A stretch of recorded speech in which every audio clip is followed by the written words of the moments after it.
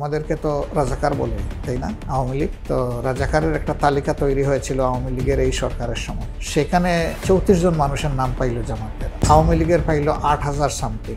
অথচ আমাদেরকে বলতেছে, এটা হাস্যস্কর ব্যাপার। এগুলো একটা পলিটিক্যাল স্টান্টবাজি ছাড়া কিছু। আমাদেরকে শেষ দিকে এসে নিষিদ্ধ করেছে তড়িঘড়ি করে। না, শুধু এটা না, তো আওয়ামী লীগকেও নিষিদ্ধ করেছে।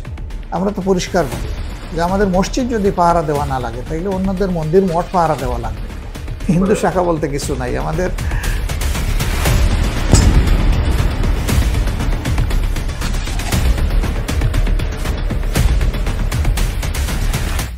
জামায়াতের বিরুদ্ধে সবচেয়ে বড় অভিযোগ 1971 সালে তারা বিরোধিতা করেছে মহান মুক্তিযুদ্ধের। ঠিক কী কারণে মুক্তিযুদ্ধে অংশ নেয়নি তারা? রাজাকারদের দলও বলা হয় জামায়াতকে। কারা আসলে রাজাকারের দল তা স্পষ্ট করেছে বাংলাদেশ জামায়াতের আমির ডক্টর শফিকুর রহমান। দল নিষিদ্ধ, নির্বাচনের প্রস্তুতি, বিএনপি জামায়াতের সম্পর্কের রসায়ন, অমুসলিম সদস্য সংগ্রহ, রাষ্ট্র সংস্কার সহ নানা ইস্যুতে কথা হয়েছে তার সাথে। আরটিভির সাথে একান্ত সাক্ষাৎকারে কথা হয়েছে রাজনীতি অপরাজনীতি নিয়ে। আপনাকে শুভেচ্ছা আরটিভির এই বিশেষ সাক্ষাৎকার অনুষ্ঠানে। কেমন আছেন? ধন্যবাদ আপনাকে প্রথমত আমাদের আঙ্গিনায় আসার জন্য। আপনার মাধ্যমে আমাদের সমস্ত শ্রোতা দর্শক মণ্ডলীকে আমি শুভেচ্ছা জানাচ্ছি।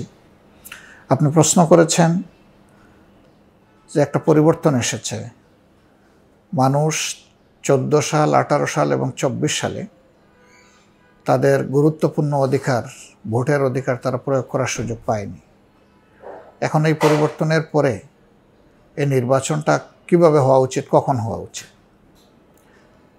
এটা আমরা জানি যে বিগত সরকার সমস্ত প্রতিষ্ঠানগুলোকে ধ্বংস করে রেখে গেছে এবং ধ্বংসের স্বীকৃতি হিসাবে নির্বাচন কমিশনকেও বিদায় নিতে হয়েছে।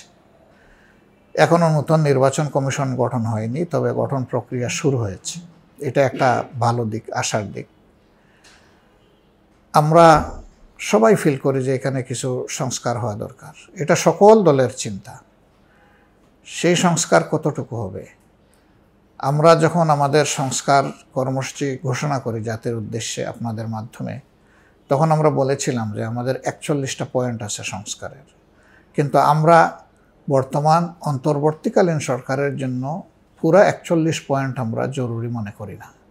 আমরা এখান থেকে বাছাই করে মাত্র 10টি পয়েন্ট নিয়ে এসেছিলাম যে এই 10টি পয়েন্টে এই সরকারকে সংস্কারের উদ্যোগ নিতে হবে।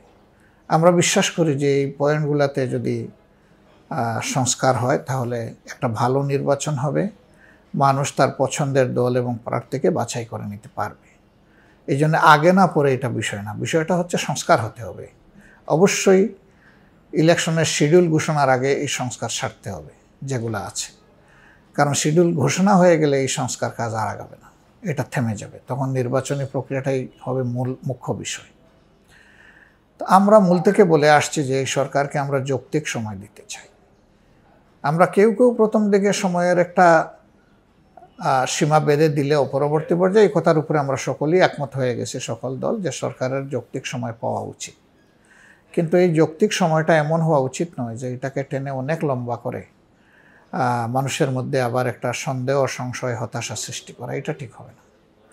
আমরা আশা করি বিজ্ঞ পরিষদ, উপদেষ্টা পরিষদে যারা আছেন তারা এটা বুঝতে ব্যর্থ হবেন না। জনগণের এই আকাঙ্ক্ষা এবং প্রয়োজনীয় সংস্কার দুটোকেই তারা গুরুত্ব দিয়ে কাজে লাগাবেন। এই জন্য প্রধান উপদেষ্টা আমাদের রাজনৈতিক দলগুলোর সাথে দ্বিতীয় দফা বৈঠকের পর, মত বিনিময়ের পর তিনি বলেছিলেন যে সংস্কার এবং নির্বাচনী প্রক্রিয়া একসাথেই আগাবে। আমরা সেটা দেখতেও পাচ্ছি। সংস্কারের জন্য তারা বিভিন্ন কমিশন গঠন করেছেন, ইতিমধ্যে তারা কিছু মত বিনিময়ের উদ্যোগ নিয়েছেন। বিভিন্ন স্টেকস হোল্ডার যারা আছেন, অংশীজনের পক্ষ থেকে মতামত তারা সংগ্রহ করছেন। আবার পাশাপাশি তারা নির্বাচন কমিশন গঠনেরও উদ্যোগ নিয়েছেন। এটা যদি সমান্তরাল সুন্দরভাবে আগায়, ভালো। আমরা বলেছি যে হ্যাঁ, দুইটাই লাগবে, সংস্কারও লাগবে আবার নির্বাচনও লাগবে। সংস্কার হলো, নির্বাচন হলো না, তাহলে কি হলো? আবার নির্বাচন হলো কিন্তু সংস্কার হলো না, নির্বাচনের যথাযথ ক্ষেত্র তৈরি হলো না, মাঠ তৈরি হলো না, এর মাঝে নির্বাচন এসে গেল, তাহলে সেই নির্বাচনে জাতির প্রত্যাশা পূরণ করতে পারবে না। বরঞ্চ নির্বাচনের নামে অতীতের 3টা নির্বাচনের মতো হয়তো বা আরেকটা খারাপ নজির স্থাপন হবে। জাতি বারবার পথ হারাতে চায় না। বিএনপি দ্রুত সময়ে নির্বাচন চায়, আপনারাও কি তাই চান? এই সরকারের এজেন্ডা আছে কি কোনো? বিএনপি আশঙ্কা করছে দ্রুত সময়ে নির্বাচন না দিলে ফেসিবাদী সরকার আবারও ফিরে আসার একটি সুযোগ তৈরি হবে। আপনারা কি মনে করছেন? আমরা দ্রুতও বলবো না, স্লথও বলবো না, আমরা বলবো যে এটা উপযুক্ত সময়ে হোক। আর আওয়ামী লীগ ফিরে আসার ব্যাপার ওনাদের অবস্থান আরও আশা করি জাতির সামনে স্পষ্ট হবে, কারণ ওনারাই তো বলছেন যে আওয়ামী লীগ নির্বাচনে আসলে ওনাদের কোনো আপত্তি নাই। আবার ওনারা আওয়ামী লীগ ফিরে আসার আশঙ্কা করবেন, তো দুইটা তো মিলতেছে না। একটা দিক নিতে হবে ওনাদেরকে, ওনারা কোনটা চান। তা আশা করি ওনাদের বক্তব্যের মাঝে তেমন কোনো সমস্যা নাই, আমি দেখছি না। এক এক সময় এক একটা প্রেক্ষাপট যখন আসে, সেই প্রেক্ষাপটে হয়তো কথা বলতে হয়, সেভাবে বলছেন। আবার জনতার আকাঙ্ক্ষার একটা বিষয় আছে, যেই দলটি 15.5 বছর এই জাতির উপরে তাণ্ডব চালিয়েছে, জুলুম করেছে, গণহত্যা সংগঠন করেছে, অসংখ্য মানুষকে আয়নাঘরে পাঠিয়েছে, গুম হয়েছে, মানুষ খুন হয়েছে, হাজার হাজার মামলায় লক্ষ লক্ষ মানুষ জেলে গিয়েছে এবং দফায় দফায় গিয়েছে। আমরা অনেকে দফায় দফায় গিয়েছি। এটার সকলেই ভুক্তভোগী, শুধু নেতৃবৃন্দ ভুক্তভোগী না, সাধারণ মানুষও এখানে ভুক্তভোগী।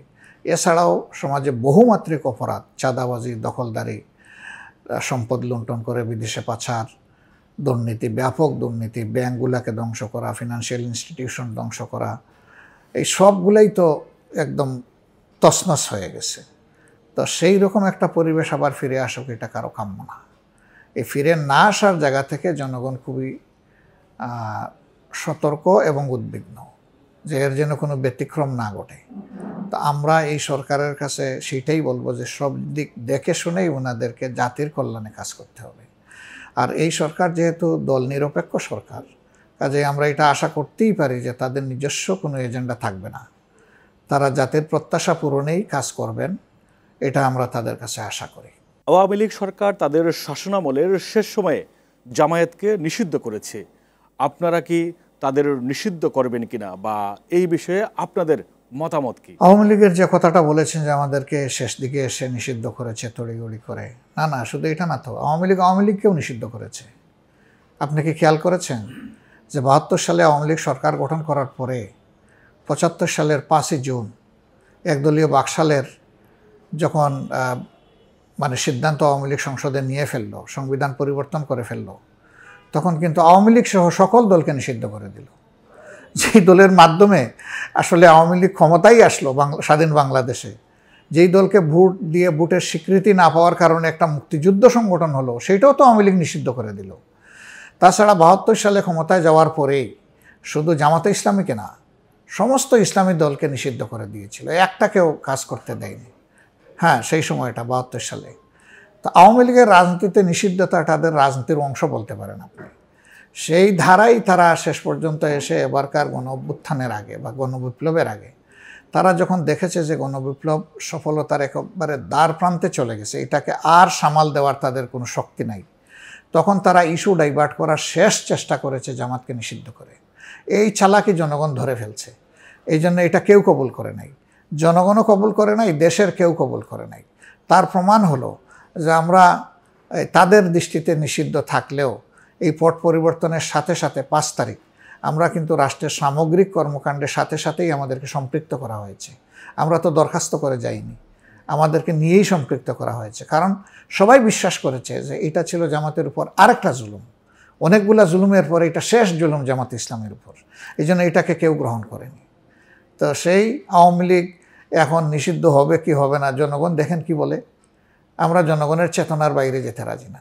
জনগণ যদি চায় আওয়ামী লীগ রাজনীতি করবে করবে, জনগণ যদি মনে করে যে এরকম গণহত্যাকারী একটা দল এখনও শহীদদের বলতে গেলে রক্ত ভাসতেছে আর পঙ্গুরা এখনও কাতরাচ্ছে, আহতরা কাতরাচ্ছে, সেই সময় যদি জনগণ মনে করে যে তারা এসে রাজনীতি করবে অথবা নিষিদ্ধ হবে, জনগণ ছেড়ে দিই আমরা, জনগণের কাছ থেকেই খবর আসবে এটার। রাজনীতিতে নিষিদ্ধই কি সমাধান, আপনারা কি মনে করেন? দৃষ্টিভঙ্গি পাল্টানো সমাধান, নিষিদ্ধ সিদ্ধ কোনোটাই সমাধান না। রাজনীতিতে যদি দৃষ্টিভঙ্গির পরিবর্তন না আসে, তাহলে আপনি সব দলকেই নিষিদ্ধ করবেন আস্তে আস্তে, সেটাও তো একটা কথা। এখন ধরেন 5 আগস্টের আগে এবং পরে গুণগত পরিবর্তন আমরা কতটা অর্জন করতে পেরেছি সেটা এদেশের বিবেকবান মানুষ নিশ্চয়ই প্রত্যক্ষ করছে। যদি আগে পরের কোনো ব্যবধান না থাকে তাহলে এইটাও তো জনগণ হিসাবে নেবে, এটাও ছেড়ে দেবে না। কারণ যে জনগণ রক্তমূল্যের বিনিময়ে তারা স্বাধীনতা পেতে চেয়েছে, তাদের বাঁচার স্বাধীনতা, কথা বলার স্বাধীনতা, তাদের ভোট দেওয়ার স্বাধীনতা, তাদের সম্মানের স্বাধীনতা, এই যে স্বাধীনতাগুলো চেয়েছে, বৈষম্যহীন একটা সমাজ চেয়েছে, সামাজিক সুবিচার চেয়েছে, এই জনগণ তো ছেড়ে দেবে না কাউকে। এ পথে আমরা আগালে আমাদেরকেও তো ছেড়ে দেবে না। তবে আমরা আলহামদুলিল্লাহ সবচেয়ে বড় নির্যাতিত দল হওয়া সত্ত্বেও আমরা চেষ্টা করেছি সূচনা পর্ব থেকে এই পরিবর্তনের আমাদের লোকেরা যাতে কোনো অপরাধে না জড়ায়। এই জন্য বাংলাদেশের কোনো জায়গায় আমাদের বিরুদ্ধে কোনো চাঁদাবাজি, দখলদারি অথবা মানুষের উপরে কোনো হয়রানি করার, মানুষকে কোথাও আটকিয়ে রেখে নির্যাতন করার এ পর্যন্ত আমাদের কাছে কোনো খবর নাই এবং মিডিয়ার মাধ্যমে আমরা কিছু জানি না। তা আমরা এই জন্য আল্লাহর দরবারে শুকরিয়া আদায় করি যে আমাদের সহকর্মীরা আমাদের মেসেজ বুঝতে পেরেছে এবং তারা চরম ধৈর্যের পরিচয় দিয়েছে। আমরা সেই সময় ওই 5 তারিখে বলেছিলাম যে ধৈর্য ধরুন এবং শান্ত থাকুন, দেশকে শৃঙ্খলায় আনতে আসুন আমরা সবাই মিলে সহযোগিতা করি। আমরা সেটাও করেছি। যে পুলিশ আমাদেরকে 15.5 বছর সীমাহীন নির্যাতন করেছে, আমরা সাথে সাথে চেয়েছি পুলিশের চেইন অফ কমান্ড চলে আসুক, যেটা ভেঙে পড়েছে, বিধ্বস্ত হয়েছে, যে কারণেই হোক এটা জনগণ জানে, সেটা আমি আর বলতে যাচ্ছি না। কিন্তু পুলিশ ছাড়া তো দেশ চলবে না, পুলিশ তো লাগবে। এই জন্য সেই পুলিশকেও বিভিন্ন জায়গায় সহযোগিতা করার কথা আমরা বলেছিলাম। অনেকে এটাও পছন্দ করেন নাই যে পুলিশ এইরকম করলো রাষ্ট্রের সাথে, জনগণের সাথে, তাদেরকে আপনারা সহযোগিতা করবেন কেন? আমরা তো পুলিশকে সহযোগিতা করি নাই, আমরা তো জনগণকে সহযোগিতা করেছি। জনগণের জীবনমান এবং জীবনের শৃঙ্খলা যাতে বজায় থাকে সেই কারণে বৃহত্তর স্বার্থে আমরা এটা করেছি। এখন হয়তো সবাই বুঝতে পারছেন যে আমাদের তখনকার এই সহায়তা করাটা সঠিক ছিল। বিএনপির সাথে জামায়াতের রাজনৈতিক বন্ধুত্ব দীর্ঘদিনের। রাজনীতির মাঠে প্রচলিত আছে বিএনপি জামায়াতের মধ্যে একটি ফাটল ধরেছে। আপনাদের সম্পর্ক এখন কোন অবস্থায় দাঁড়িয়ে? বিএনপির সাথে জামায়াতের দূরত্ব কি বেড়েছে কিনা এমন একটি গুঞ্জনও প্রচলিত আছে। জোট তো নাই, এটা আপনারা জানেন, এটা তো মিডিয়ার মাধ্যমেই আসছে। 2022 সালের পর থেকে আর জোট নাই আমাদের। 22 সাল পর্যন্ত যাই ছিল ছিল। তারপরে বিএনপি একটা পর্যায়ে তারা জানিয়ে দিল যে এই জোট তারা আর অ্যাক্টিভ করতে আগ্রহী না। তো সেই দিন থেকেই ধরে নিতে পারেন যে জোট তো নাই। এখন বিএনপিও কোনো জোটে নাই, আমরাও কোনো জোটে নাই। সবাই আমরা আমাদের নিজস্ব অবস্থানে আছি। কিন্তু জাতীয় স্বার্থে আমরা আবার যুগপৎ আন্দোলনও করেছি। এরপরে এটা 24-এর নির্বাচনের আগ পর্যন্ত আমাদের যুগপৎ কর্মসূচি ছিল, যার যার জায়গা থেকে আমাদের সর্বোচ্চ সামর্থ্য অনুযায়ী আমরা করেছি। আর এই গণ আন্দোলনে তখন আর কোনো যুগপথের প্রশ্ন আসে নাই। কার্যত আমরা 15.5 বছর আগে ত্যাগ কোরবানির মাধ্যমে যে আন্দোলনের সূচনা করেছিলাম, সেই আন্দোলনটা এসে পরিণতি পেয়েছে এই জুলাইয়ের 1 তারিখ থেকে 5 আগস্টের মধ্যে, এই 1 মাস 6 দিন সময় বা 1 মাস 5 দিন সময়ে। তো এই সময়ের ভিতরে এটা পরিণতি পায়। এখানে নেতৃত্বে কিন্তু আমরা রাজনৈতিক দলগুলা দৃশ্যমান ছিলাম না।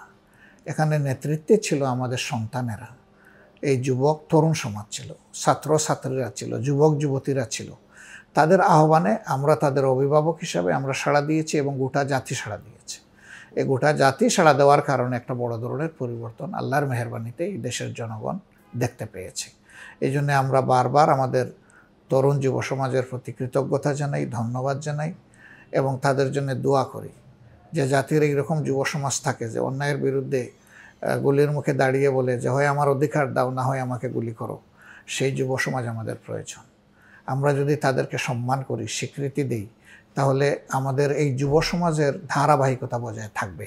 কিন্তু আমরা যদি তাদের এই ভালো কাজটার স্বীকৃতি না দিই, তাহলে আগামীতে জাতির পক্ষে কেউ আর দাঁড়াবে না। অতীতে বিএনপির সাথে জোট বেঁধে নির্বাচনে অংশ নিয়েছে জামায়াত। এবারে কি সেই পরিস্থিতি হবে কিনা? এবার কি জামায়াত বিএনপির সাথে জোট করে নির্বাচনে যাবে, নাকি জামাত তাদের নিজস্ব প্রতীকেই নির্বাচন করবে? নির্বাচনের সমীকরণ বহুমাত্রিক। এই রসায়নটা খুব জটিল রসায়ন। আমাদের জোট ভিত্তিতে ইলেকশন করার অভিজ্ঞতা আছে, সমঝোতার ভিত্তিতে অভিজ্ঞতা আছে, আবার একক অভিজ্ঞতাও আছে। অভিজ্ঞতা ভালো হোক মন্দ হোক, সব ধরনের অভিজ্ঞতা আমাদের আছে। আর যুগ এখন দাঁড়িয়ে নেই, বহুদূর এগিয়ে গেছে। এই এগিয়ে যাওয়া যুগে তার সর্বশেষ অবস্থা আমাদেরকে বিবেচনায় নিতে হবে এবং সব ক্ষেত্রে এই জাতীয় আকাঙ্ক্ষাকে প্রাধান্য দিতে হবে। আমরা যে কথাটা রাজনীতিতে বলি যে ব্যক্তির চেয়ে দল বড়, দলের চেয়ে দেশ বড়, এই দেশকেই বড় করে, জাতিকেই বড় করে দেখতে হবে। সুতরাং জাতিকে বিবেচনায় নিয়ে আমরা এই 3 পদ্ধতির যে কোনো একটা পদ্ধতিতে ইলেকশনে যেতে পারি। এই ব্যাপারে আমরা এখনো কোনো চূড়ান্ত সিদ্ধান্ত নেইনি, তবে আমাদের নির্বাচনী প্রস্তুতি চলছে। বিএনপি যেহেতু বড় দল, নির্বাচনে গেলে হয়তো তারা সরকার গঠন করবে। আপনারা কি সেই সরকারে শরিক হবেন, নাকি জামায়াত বিরোধী দলের ভূমিকায় যাবে, যেমনটা করেছিল জাতীয় পার্টি আওয়ামী লীগের সাথে? তারাও সরকারের অংশ হয়ে গিয়েছিল। এটা তো খুবই স্বাভাবিক যে একটা পার্লামেন্ট যেখানে থাকবে সেখানে পার্লামেন্টের 2টি টায়ার, সামনের টায়ার পিছনের টায়ার, 2টা মিলিয়ে একটা সাইকেল চলে। কোনো এক টায়ারে কোনো যন্ত্রযান চলে না, মিনিমাম 2টা টায়ার লাগবে। তো একটা আরেকটা সম্পর্ক, একটা দল থাকবে সরকারে, আরেকটা দল থাকবে বিরোধী দলে। বিরোধী দলের কাজ হচ্ছে সরকারের ভালো কাজকে রিকগনাইজ করা এবং সরকার যদি কোনো ভুল করে তাহলে তার সমালোচনা করা এবং পরামর্শ দেওয়া, ভুল থেকে তাকে বিরত রাখার বা ফিরিয়ে আনার চেষ্টা করা। আমাদের দেশে আনফর্চুনেটলি এটা হয় না। আমাদের দেশে ভালো হইলে শুধু ভালোর গীত, মন্দ হইলে শুধু মন্দের গীত। আমরা সেই সুস্থ চর্চাটা এখনও আমাদের সংসদে ফিরাই আনতে পারি না এবং এর কোনো বহুবিধ কারণও আছে, অনেকগুলা কারণ। সেখানে সংসদে যারা যান তারা কোন ক্যাপাসিটিতে আসেন, কোন জায়গা থেকে আসেন। আমরা বহু সংসদ সদস্যকে দেখি, তার এলাকার মানুষ হয়তো বা তাকে গত 20 বছর দেখেই নেই, তিনি রাজনীতির সাথে কখনো সম্পৃক্ত ছিলেন না। হঠাৎ করে নির্বাচনে এসে তিনি দাঁড়ালেন এবং তিনি একজন সংসদ সদস্য হয়ে গেলেন। তো সেই সংসদ সদস্য জনগণের পালস বুঝবেন কীভাবে?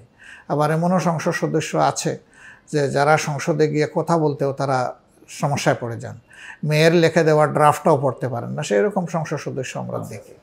তা আমরা কী জন্য এটা হয়েছে? আমাদের সংসদ কোয়ালিটি সংসদ হয় নাই বলে এই সমস্যা হয়েছে। তো সংসদ যদি কোয়ালিটি সম্পন্ন লোকদের দ্বারা হয় তাহলে সংসদ থেকে জনগণও কোয়ালিটি সার্ভিস পাবে। সরকারের বিভিন্ন গুরুত্বপূর্ণ দপ্তরে জামায়াতের লোকজনকে বসানো হচ্ছে এমন একটি অভিযোগ রয়েছে, কতটা সত্য? আপনি কি এরকম একটা তালিকা আমাকে দিতে পারবেন? শুনছেন? আমি আপনার কাছ থেকে শুনতেছি এবং মাঝে মাঝে এরকম শুনি আর হাসি। হ্যাঁ, শুনি আর হাসি আর কি, এছাড়া বলার কিছু নেই। কারণ বাস্তবতাকে কেউ অস্বীকার করতে পারবে না। একজন বলল যে এই সরকার নাকি আপনাদেরকে ফেভার করে, এই সরকার আপনাদের ফেভার। আমি বললাম ইয়েস, এই সরকার জনগণের সরকার, সেই হিসাবে আমাদেরও সরকার। তবে আপনি কি বলতে পারবেন, ওনাকে আমি প্রশ্ন করেছিলাম যে এই সরকারে জামাতের যে 21 জন উপদেষ্টা আছেন তাদের মধ্যে একজন কমপক্ষে জামাতের সমর্থক, একজনের নাম কি আপনি বলতে পারবেন? উনি বললেন না, আমি জানি না। আমি বললাম এই হলো আমাদের সরকারের অবস্থা। যদি আমাদের বলেন তাইলে জনগণের সাথে আমাদের, আর যদি দলীয় বলেন তাইলে এখানে আমাদের দলীয় কোনো লোক নাই।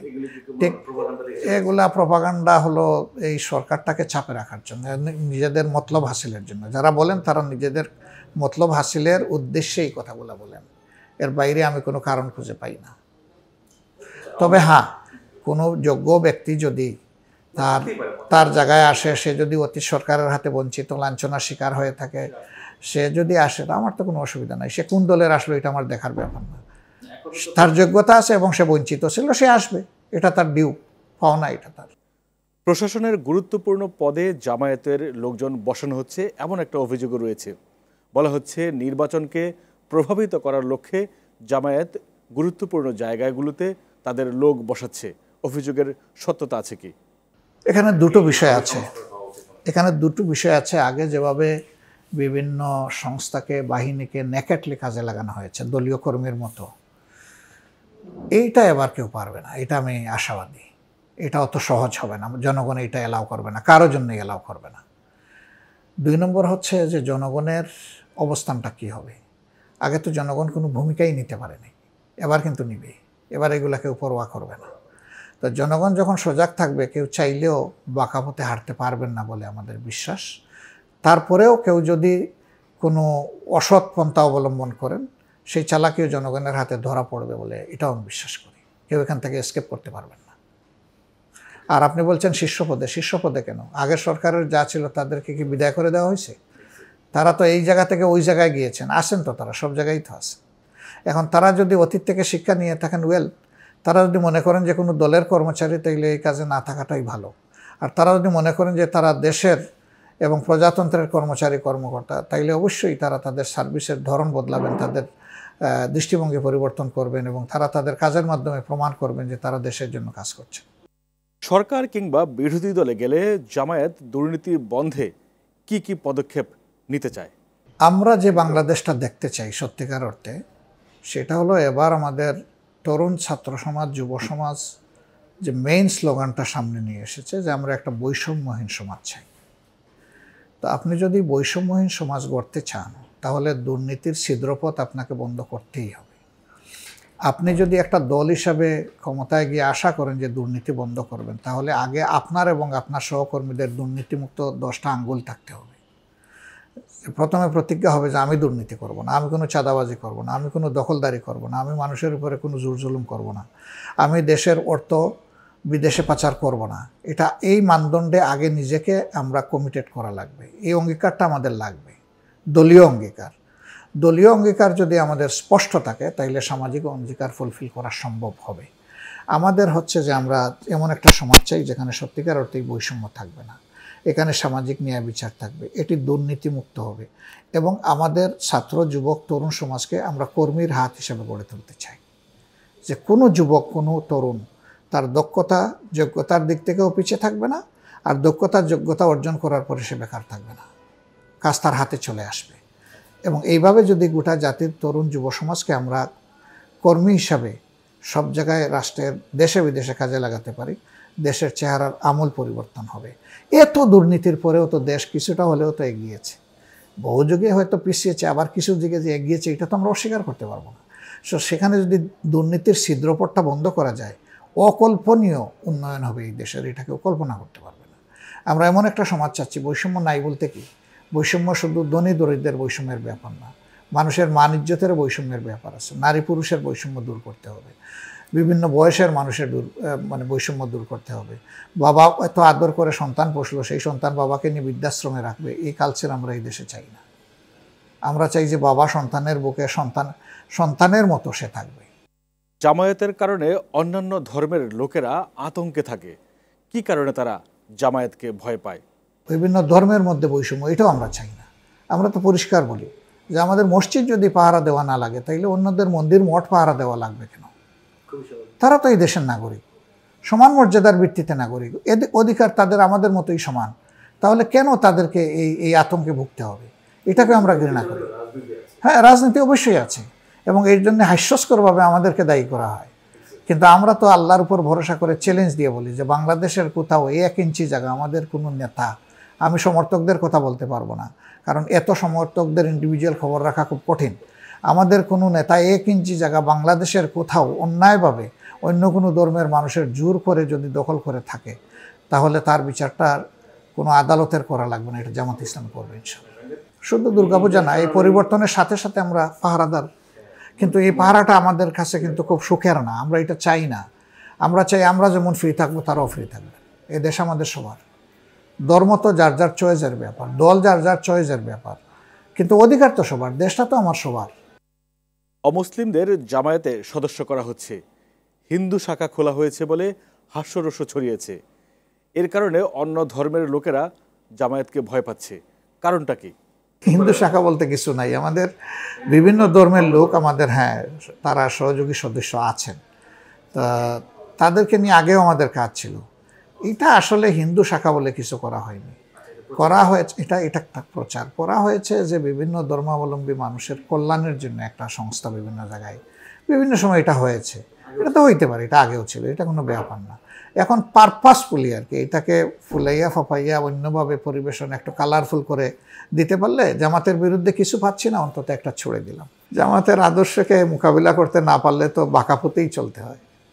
বাঁকাপথ যারা পছন্দ করেন আমরা ওইটার পিছনে দৌড়াইও না, কারণ আমাদের এত শ্রম দেওয়ার আমাদের সময় নাই, আমরা পজিটিভ কাজ নিয়ে ব্যস্ত। আপনারা দেখেছেন যে এবারকার পরিবর্তন আসার সাথে সাথে আমরা চেষ্টা করেছি দল ধর্মের ব্যবধানের ঊর্ধ্বে উঠে সকল শহীদ পরিবারের কাছে যাওয়ার, আমাদের যা আল্লাহ সামর্থ্য দিয়েছে। প্রচুর লোক আছে, লাখখানেক লোক আছে কমপক্ষে। হ্যাঁ, বাংলাদেশে আছে তো, আছে আছে বহুদিন ধরে তারা আছে, আগে থেকে ছিল। 15.5 বছর মানে জামাতের আমিরও তার অবস্থান নিয়ে জনগণের সামনে যেতে পারে না, ওই ভাইয়েরা কীভাবে আসবে, ওই বোনেরা কীভাবে আসবে। এবং আমরা কোনো ডিসক্রিমিনেশন করি না, সব জাতের আছে, থাকবে না কেন, সব জাতের লোক আছে। তারা কি করে, তারা আমরা তাদেরকে তো ঈমান কবুল করার ওই দাওয়াতটা দিচ্ছি না, তাদেরকে দেই আমাদের যে চতুর্থ দফা যে কর্মসূচি, নেতৃত্বের পরিবর্তন এবং পুনর্গঠন, যেটা দিয়ে দেশ এবং সমাজ চলবে। যে আপনি দেখেন আপনার এই দফাটা পছন্দ হয় কিনা, আমাদের রাজনৈতিক কর্মসূচির সাথে আপনি একমত কিনা। বাকি যে সমস্ত দল আছে তাদের তো একটাই কর্মসূচি, সেটা হচ্ছে রাজনৈতিক কর্মসূচি। আমাদের কিন্তু একটা না, আমাদের 3টা কর্মসূচি। তো তাদের এই চতুর্থ দফা যে কর্মসূচিটা আমাদের আছে, সেইটা তারা যারা মনে করেন যে জামাতের সাথে কাজ করলে একটা ইনসাফপূর্ণ, বৈষম্যহীন, দুর্নীতিমুক্ত সমাজ গড়া যাবে, তারা আমাদের সাথে সহযোগিতা করে, সদস্য ফর্ম ফিল আপ করে তারা শরীক হবে। অবশ্যই যে যার ধর্ম তার পালন করবে, তার ধর্ম পালনে আমরা চাই না যে কেউ কোনো ধরনের ব্যত্যয় ঘটাক। রাসূল করিম সাল্লাল্লাহু আলাইহি ওয়াসাল্লাম মসজিদে নববীতে বসা, এর মাঝে একজন খ্রিস্টান ভদ্রলোক ঢুকলেন, কিছু কথাবার্তা বলে ওখানে মসজিদের ভিতরে উনি পেশাব করে দিলেন। পেশাব করে যখন দিল তখন কিছু সাহাবী খুব বেশি তার উপরে ক্ষিপ্ত হয়ে তাকে ধরার মারার চিন্তা করলেন। আল্লাহ রসুল ধমক দিয়ে থামাইলেন যে সে কি বুঝছে, সে বুঝে নেই। আল্লাহ রসুল আগায় গিয়ে বললেন যে এটা ধর্মীয় পবিত্র স্থান, তো এখানে পেশাব করতে নেই, তুমি চলে যাও।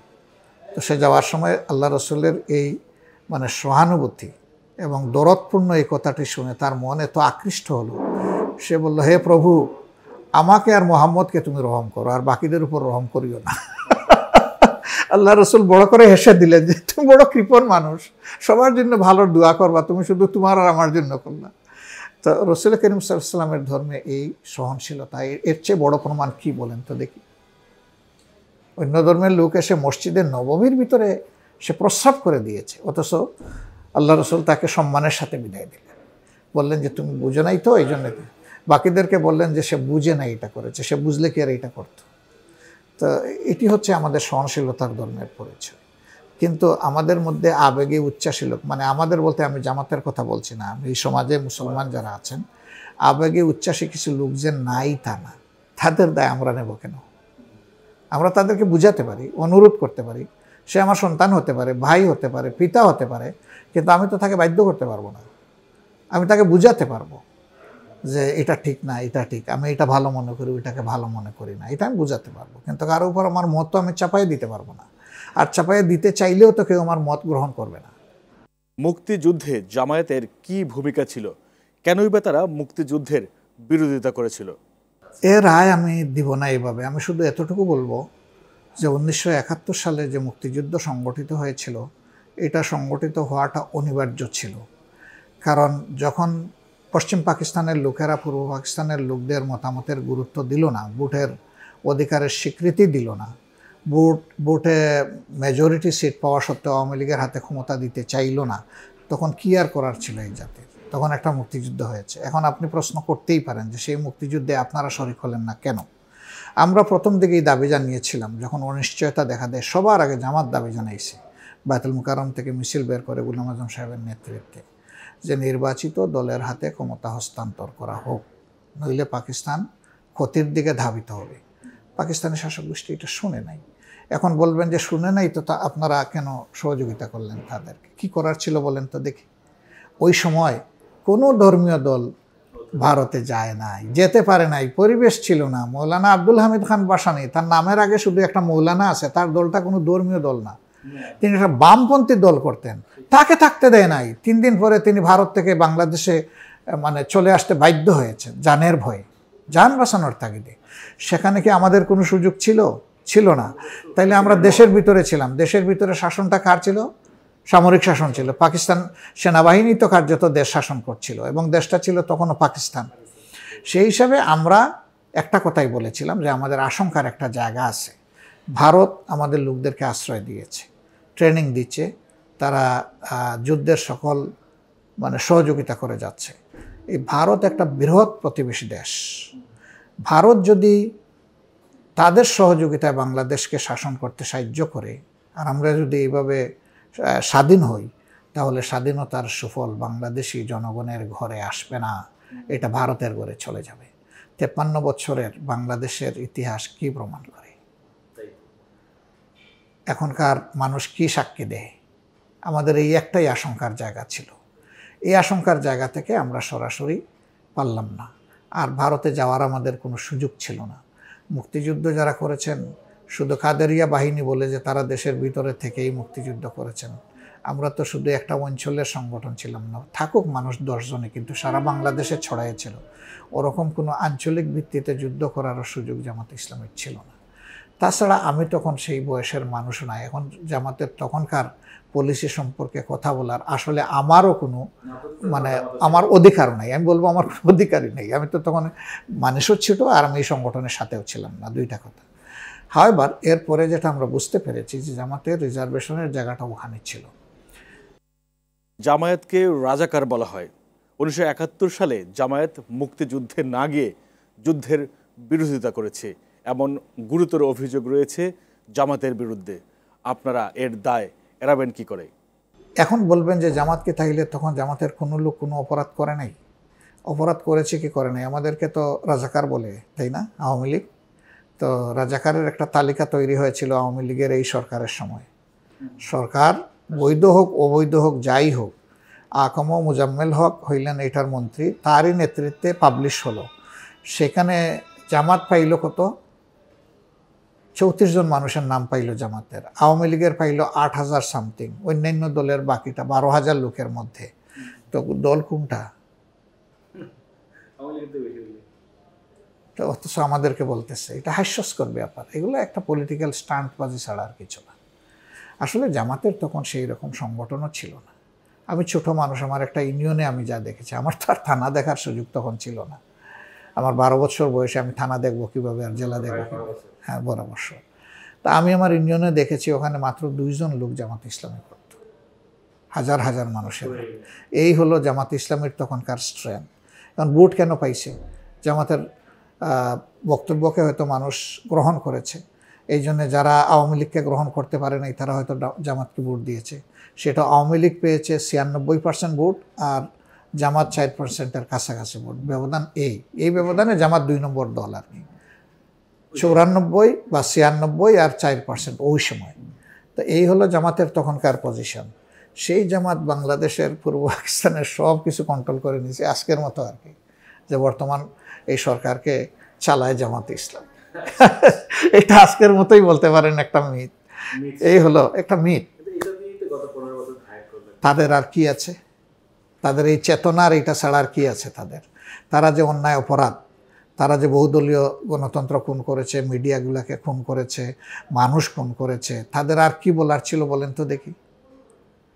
তাদের নেতা কি বলে গেছেন? তাদের ব্যাপারে কি সার্টিফিকেট দিয়ে গেছেন? উনি একটা চারিত্রিক সার্টিফিকেট দিয়ে গেছেন না?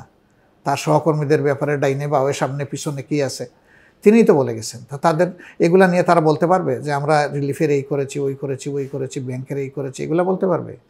এগুলো নিয়ে তো আসতে পারবে না। তারা এখন আসবে কি নিয়ে? চেতনা নিয়ে আসবে। সেই চেতনা মানুষ দেখে ফেলছে।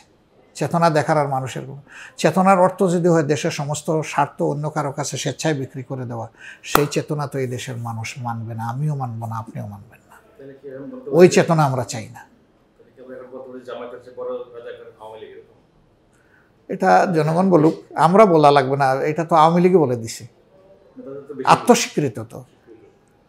আর না হয় বলতে হবে যে আকম মুজাম্মেল হক জামাতের কোনো আমির অথবা জামাতের কোনো সদস্য।